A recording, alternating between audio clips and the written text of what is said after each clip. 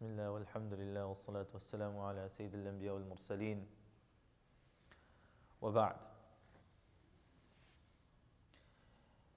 Anyone who's ever gone swimming before in a cold pool, you can tell that if the water is very cold and your body isn't that cold, it's still warm, you put your foot inside, you test the waters, and the more you start going into the water, your body acclimates to the cold.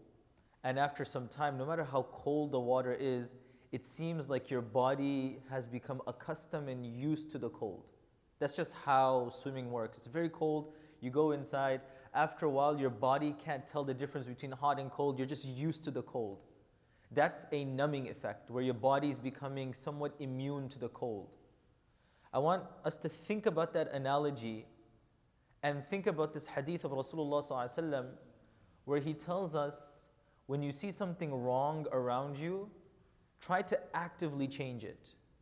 And if you cannot actively change it, try to verbally make a difference.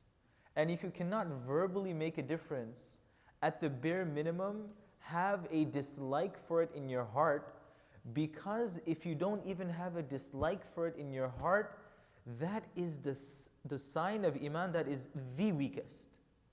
What's the lesson over here? Living in the world today, particularly in the modern world, it's like we're in an ocean, we're in a pool, a very cold pool of fahisha, a cold pool of what is wrong, what is inappropriate, what is obscene, everywhere you go. And the more we're going into this pool, the more acclimated our bodies are becoming to it. You see someone who's naked, a while back when we would see it, we would recoil and say, you know what, this is inappropriate. But seeing it again and again, you see an advertisement, you see it in the newspaper, you see it outside.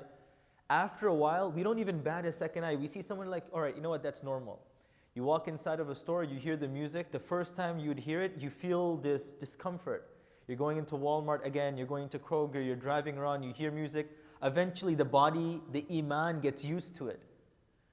Despite how frequent we're exposed to all of this, it's our responsibility, as we learn from this hadith, we should never reach a point where our Iman gets so used to the inappropriate, wrong behavior outside that our body doesn't react. You know, when you're in the water and it's so cold, after some point, you're just swimming around and it doesn't feel anything different.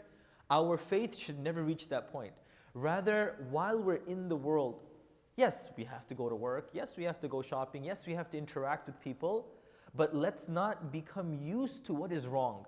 We should always identify what is wrong. And I always mention this, especially for young school-going students today, those who have, just go to ordinary school. Growing up, you're hearing things about certain types of orientation, certain types of behavior, certain types of lifestyle, that everyone around them is not only talking about, they're endorsing. And this young child, if he even says something against it, automatically there's backlash. You're this, you're that. But as parents, as superiors, our responsibility is constant reinforcement in our families. What is appropriate, what is wrong? Consumption of alcohol is wrong. Certain types of lifestyles are wrong. Certain types of marriages are wrong. All of these things, we need to constantly remind ourselves and our family so that we do not become immune to what is wrong. May Allah subhanahu wa ta'ala protect us. And as Nabi sallallahu alayhi wa sallam said, may Allah subhanahu wa ta'ala at the bare minimum give us ad'aful iman, the lowest of iman, if not the strongest of iman. Jazakumullahu khairan. Assalamu alaikum wa rahmatullahi wa barakatuh.